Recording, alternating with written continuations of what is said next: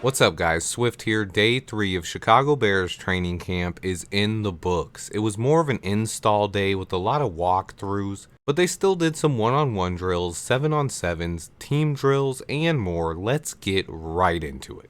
The offense started out hot, and we had an undrafted free agent pass rusher stand out on defense. Let's get right into it. DJ Moore and Cole Kmet had nice catches to start off the one-on-one periods.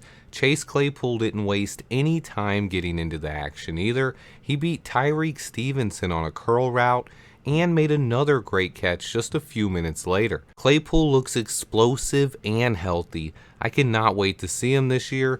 He has taken an extremely unfair amount of hate. Recently he came out and said he knows this is the most important year of his life and he's ready for it. It hasn't been all offense though, as the defense has been making some plays. Today saw some intense one-on-one battles between DJ Moore and Jalen Johnson, with both players winning at times and battling back and forth. DJ Moore is going to make Jalen Johnson better, period. If he can stay healthy this season, I think JJ can lock some guys up and earn a contract extension. Great to see him getting off to a nice start early in camp. We got to see DJ Moore, Chase Claypool, and Darnell Mooney, all three lining up together in 11-on-11s for the first time. Those three receivers paired with Justin Fields is the single biggest reason to be excited for the 2023 Chicago Bears. I've never seen a QB and receiver trio this good as a Bears fan. The closest was Cutler with Alshon Jeffrey and Brandon Marshall, but Eddie Royal was our third receiver, and he was nearing the end of his career and just not as good. Cole Kmet made some nice plays today as well, including catching a nice pass with Jaquan Brisker draped all over him. He caught back-to-back deep bombs from Justin Fields.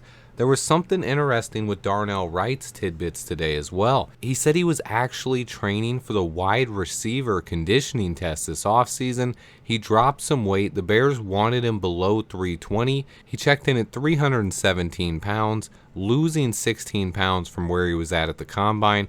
Eberflus was happy with that. He said that he killed the O-line conditioning test, and our head coach even texted Darnell a gif of Drake clapping after he completed the test. Love to hear little stories like that. Khalil Herbert has been running with the first team the most on offense. He seems to have an early lead for the RB1 job, but that competition isn't really going to kick off until the pads come on and we get to the preseason.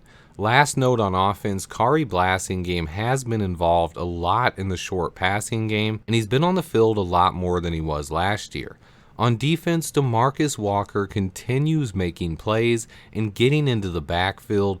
That guy is just a beast. Justin Jones made a couple nice plays today as well. And again, Terrell Lewis beat Darnell Wright and Larry Borum today to get in the backfield. His name continues generating hype early on in camp. Once the pads come on, we'll get to see a lot more. But the surprise player of the day today was undrafted rookie free agent from Houston, DeAnthony Jones. I actually had DA reach out to me this offseason, and he provided his very own scouting report. I broke him down earlier in the offseason, and I love his upside. He was absolutely dominant today, and the coaching staff gave him a daily performance award for his effort. He recorded what would have been 3 sacks on the day and was virtually unblockable. This strong start to camp by DeAnthony Jones could turn out to be a big-time development as the Bears search for a pass rusher. Remember, this is about the same time last year that Braxton Jones was stepping up, and I was talking a lot about the impact that Jack Sanborn was making. This year's undrafted free agent making waves so far has been DeAnthony Jones, and fans have to love that because we need a pass rusher. I'm going to be following DA and Terrell Lewis both very closely throughout camp and into the preseason.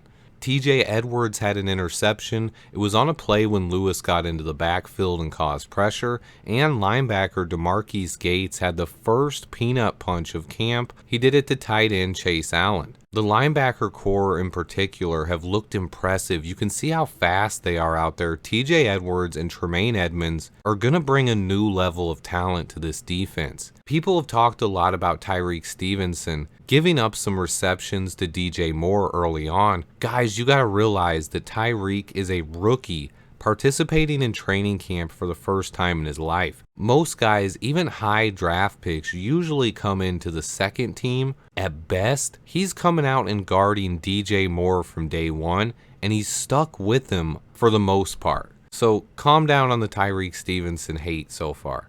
On top of that, rookie corner Terrell Smith has gotten some time with the first team, rotating with Tyreek Stevenson, but also getting some time with the second team at free safety as well. He has looked solid. Don't count out Terrell Smith either. And then we got to talk about another cornerback. Kyler Gordon continues taking his game to another level. He has earned the nickname Spider-Man from Bears teammates and coaching staff.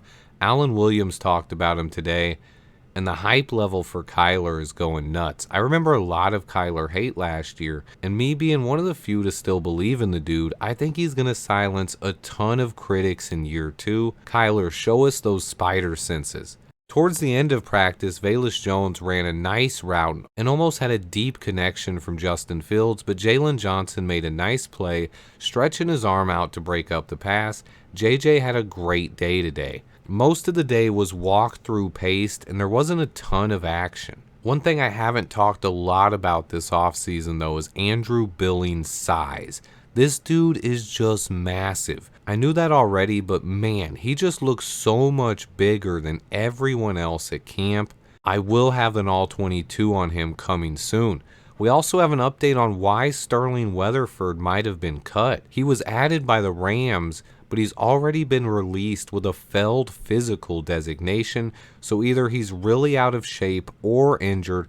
Hard to tell, but it does give some insight into why he was cut from the Bears. He was a guy who was a solid special teams player last season. As I mentioned, I have began working on my Tyler Scott and Andrew Billings all-22 videos. I might be able to finish one of them up this weekend. Most likely, though, I'll have them both out before next weekend. Let me know in the comments if you guys have any questions. I have a ton of awesome content on the way and some surprises for year 2 of Swift Sports coverage. Stay tuned. Remember to hit that like button. And until next time, bear down.